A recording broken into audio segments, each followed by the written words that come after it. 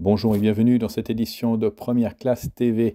Nous rendons tout d'abord au Japon, à l'Expo universelle de Osaka, où nous verrons le eVTOL japonais qui prend son envol. Et ensuite, nous rendrons aux États-Unis chez Gulfstream avec de nouveaux records, cette fois pour le G800. L'aviation du futur, c'est tout de suite sur Première Classe TV.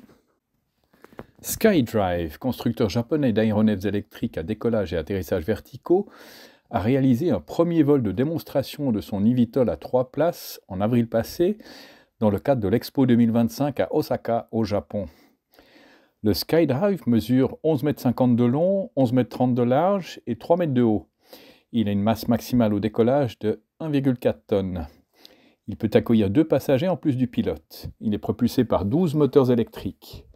En attendant des batteries de plus grosse capacité, son autonomie est de 15 km. SkyDrive a commencé à tester des prototypes d'eVTOL en 2014. En 2019, elle est devenue la première entreprise à faire voler un eVTOL avec équipage au Japon. SkyDrive a commencé la production de son eVTOL en mars 2024 dans une usine appartenant à Suzuki, le partenaire de production officiel de SkyDrive. Elle travaille actuellement avec les autorités de l'aviation civile au Japon et aux États-Unis pour obtenir la certification de SkyDrive, le premier produit commercial eVTOL de l'entreprise.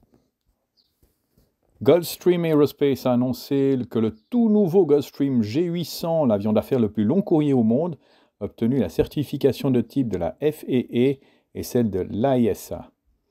Ces certifications confirment les performances améliorées de l'avion avec notamment une autonomie de 15 180 km à la vitesse de croisière longue distance de Mach 0,85, soit une augmentation de 370 km par rapport aux prévisions initiales. Le G800 peut également parcourir 13 000 km à sa vitesse de croisière à grande vitesse de Mach 0,90 ou une distance inédite de 14 800 km à Mach 0,87.